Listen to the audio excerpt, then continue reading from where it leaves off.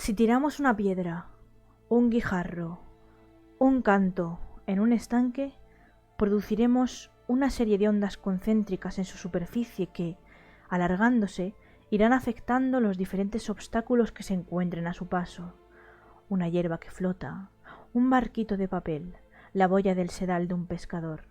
Objetos que existían, cada uno por su lado, que estaban tranquilos y aislados, pero que ahora se ven unidos por un efecto de oscilación que afecta a todos ellos, un efecto que, de alguna manera, los ha puesto en contacto, los ha emparentado. Así da comienzo la gramática de la fantasía de Gianni Rodari, que fue publicada en 1973. En ella se nos ofrece una serie de recursos para inventar historias de fantasía.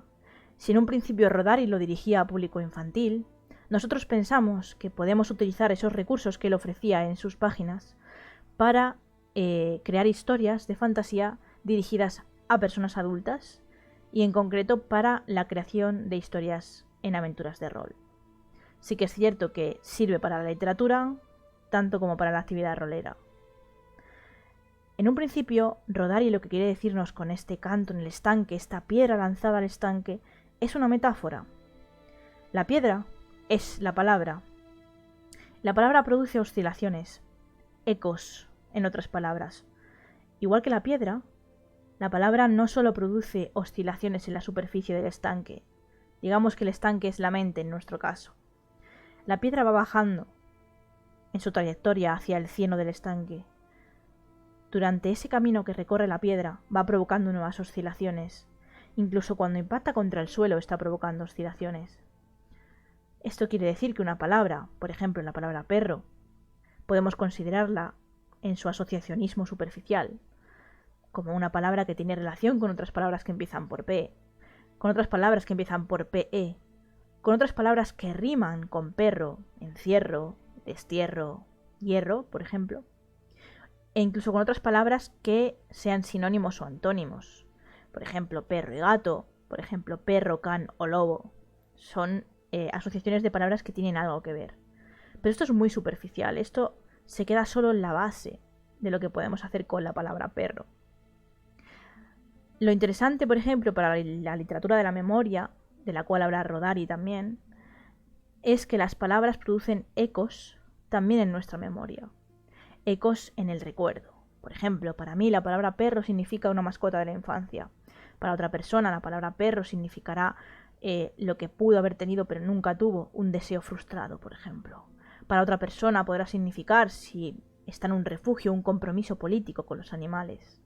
Y para otra persona, que por ejemplo viva en soledad, un perro significa la diferencia entre la soledad más absoluta, la tristeza, y la alegría de la compañía.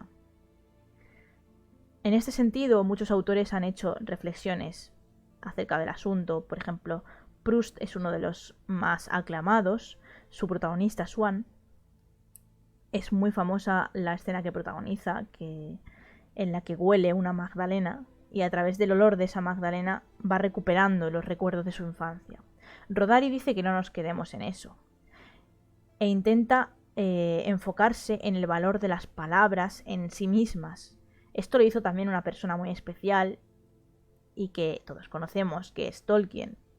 Tolkien creó su mundo no a raíz de una idea de Estado, por ejemplo, o no a raíz de una idea de raza, de voy a modificar esta raza para hacer mi mundo, sino que Tolkien partió del lenguaje, de la creación de nuevas palabras, de la creación de nuevos idiomas que sustentaran, o más bien, que se sustentaran sobre unos mitos determinados, sobre unos eventos fundacionales que él mismo creó, pero en base a ese lenguaje. Por eso es tan importante el poder que tiene la palabra, no solo en literatura, sino también en el rol, en la actividad rolera. En este sentido, por ejemplo, Rodari nos propone un ejercicio. Vamos a dejar de lado a Tolkien y vamos a centrarnos en el ejercicio que nos propone Rodari para que el vídeo no se haga más largo. Rodari nos propone este ejercicio. Con la palabra perro debemos deconstruirla en todas sus letras. P-E-R-R-O. Y con esas letras formar una frase completa. Por ejemplo, yo tengo dos que he creado en un momento.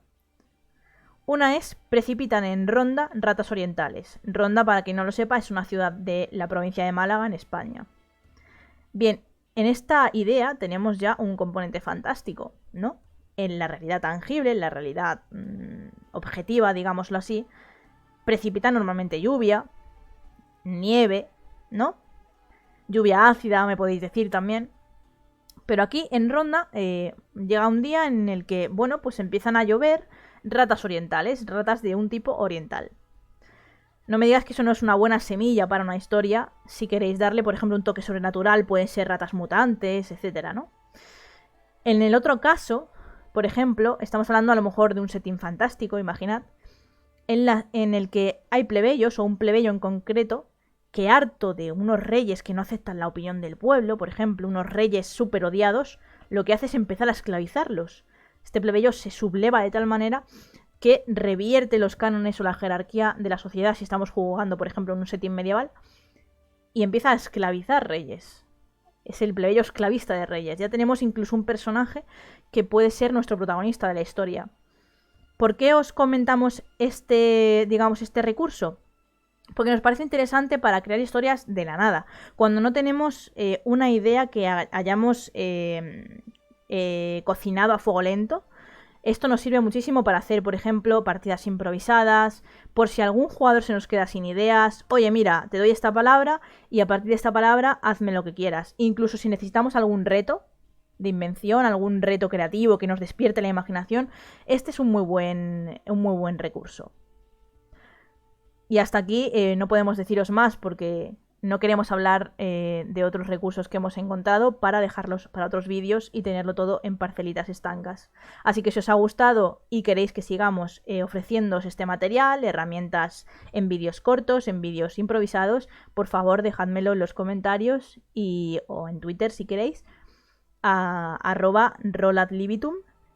Y si tenéis algo que comentarnos, incluso si queréis uniros a nosotros en alguna partida o si queréis saber en qué servidores de Discord nos movemos, etcétera, podéis escribirnos a roleandoatlibitum@gmail.com, es nuestro email y estamos disponibles siempre que queráis para vosotros, incluso por el mensaje privado de Twitter. Muchísimas gracias por estar aquí y un abrazo hasta el siguiente vídeo.